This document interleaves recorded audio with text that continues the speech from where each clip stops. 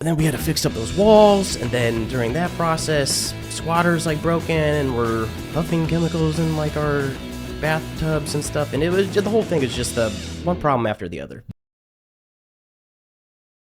Let's just hear a little bit about your background and how you first got started in indie real estate. Yeah. Well, before I go into that, I just want to give you like a little caution. I was sick all of last week, so if I sound kind of off, that's what that is. I went to the doctor and they said I had whooping cough. You guys ever heard of whooping cough? I had it as a kid, as like when I was like 6. Yeah, it's a disease that mostly or a virus that like kids mostly get. Yeah. And like and I don't know, I'm kind of like a smaller guy, so maybe the virus thought I was a child, so just a case of mistaken maybe identity. It just mistook me for a child and took over my body, I guess. But yeah, I'm beating it right now, and I'm feeling a little bit better. Yeah. But last week was rough, man. Over the weekend, I was starting to sound like RFK.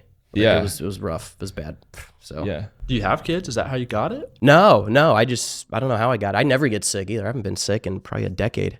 You guys get sick often? Like I said that for a long time too, and then I had a kid, and then now I'm sick like every 3 months. Oh no! I was always somebody. I feel the same, and now I'm almost afraid to say I don't get sick often because I feel like as soon as I say that, that's when it hits me. Yeah. So, but yeah, Stuart and I both have little ones at home. I have a 3-year-old. Oh, congrats! That's awesome. Thank you. Yeah, he's fun. Keeps us on our toes. Okay. But yeah, the whole girl or boy, right? Boy. Okay. Yeah, little boy named Boone. Yeah. I've got a 3-year-old boy actually named Zander. Nice. Yeah. Zander with an X. That's right. Hey, I like that. Cool. I was actually going to ask you, it's kind of funny. So your full name is Alexander, but you go by Zander with a Z. My parents always called me Zander. And then in first grade, I wrote it with a Z. And I just, it's been 20 plus years, so it's kind of hard to turn back now from changing that. But technically, you're right. It should be an X, technically. But I mean, we really liked Alexander. Yeah. That was the name we were going to choose, but we didn't want him to go by Alex.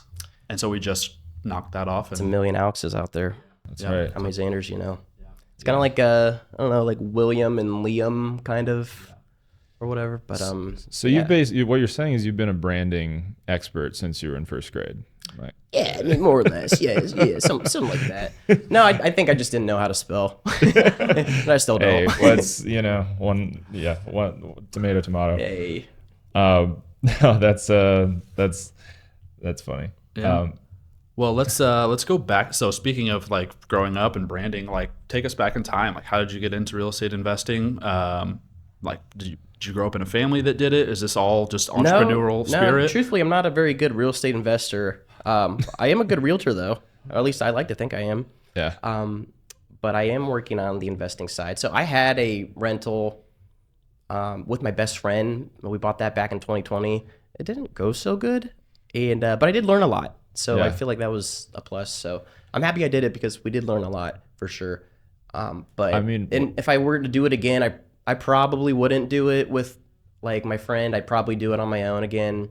But there was just like a lot of problems with tenants, and like these tenants, like they took a gun and they like shot bullets into the walls, and like they went out to the other side and they scared that tenant off, and then so we had to. They scared the tenant off that was, in a different way than shooting that was bullets living in because like can you imagine like reading a book and just a bullet whizzing past your head? Like I'd be scared. Yeah, that's crazy. Yeah. So we had to evict those jackaloons, and then that other person that was in that other unit that got shot at or whatever, she didn't want to be there, so we let her out of the lease. Understandable, I don't want to be eating my breakfast with, bullets whizzing past my head, so. Yeah.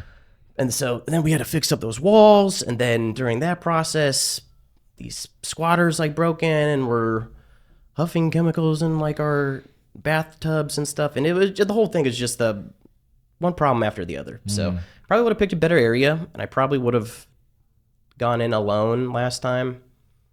But like I said, we learned a lot. Yeah. So right off the bat, I think that's one of our favorite topics to actually cover is sort of like real estate horror stories. Oh, well, that is one. Well, and just general advice on like, were you self-managing this rental?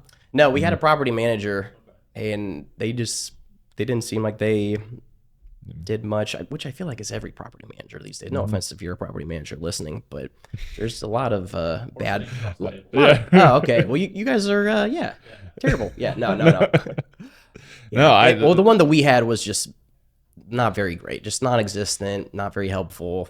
Yeah. Like I knew about that break-in like weeks later when I feel like I probably should have, learned about that a little sooner. Just a lot of problems. That whole like thing was, but the thing is like I could have bought like a duplex with like my best friend and it could have gone completely great. Like I feel like it's kind of like a lottery, and I definitely lost this lottery, I guess, for that particular situation.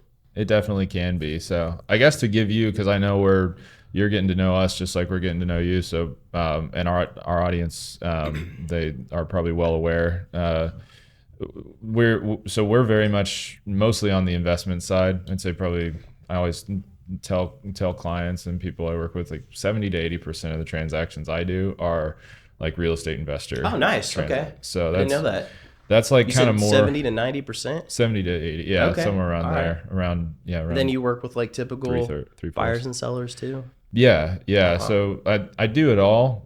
Very cool. But we've that's the niche we've really carved out is the investor side, because we also offer leasing and property management services. So you we're do too, Stuart? So I'm not an agent. No, I just run the property management side of things. Yeah. Gotcha. So Stuart's our kind of my partner in crime here with so he's our operations director. So he manages all the day-to-day of the property management operations. So, Gotcha.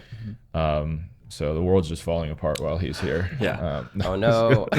Anytime you look away or take your foot off the gas, I would say that's true. But so just for more clarity, Ryan, and for Zander and the guests, like I would say you more than anyone on our team do both investor transactions and owner occupants. I'd say the rest of the team members are mostly focused on investors, right? Yeah, that's true. Okay. I mean, Richard and Daniel, they both do. They work with friends and family a lot, and then we have Maisie on our team. She's a newer agent. She's hungry and getting started. So Sounds growing. like a solid team. It's good. Yeah, we're giving them day by leads? day. Yeah, Okay. yeah. So we've really built something around. Providing that management service is kind of one of our I guess you could say differentiators. Like kind of unique things. Gotcha. But I mean, I'd say something we've always been, I personally always been big on when I'm working with clients is I think a lot of people make the mistake of presenting real estate investment as, hey, this is just a set it and forget it, really easy way to, you got $50K to invest. You should buy, a rental property. That's going to solve all your problems. You'll have passive income. It'll be easy. You could buy a property anywhere and hire a management company and and it's just that's not what it is. Yeah. Like it does take real work to do, even to get a place to a place where you have rental properties that are stabilized and producing passive income. It takes hard work and strategy, just like anything worth it in life. Yeah. Right. So we like to paint, we almost, I joke where I almost feel like this is a podcast trying to, sometimes I think we're trying to turn people away from real estate investment. Just because, I mean, if you think it's going to be, it's going to be free of any challenges or problems, like you just don't have the right impression of what it is. So yeah. So we like to get into the real stories of, because we navigate them every day, and we manage a little over 400 rentals. So wow, it's impressive. We've seen it. Well if you can think of it, we've seen it. So very cool. You yeah. guys seem like the real deal. You can check out our full library of episodes wherever you get your podcasts.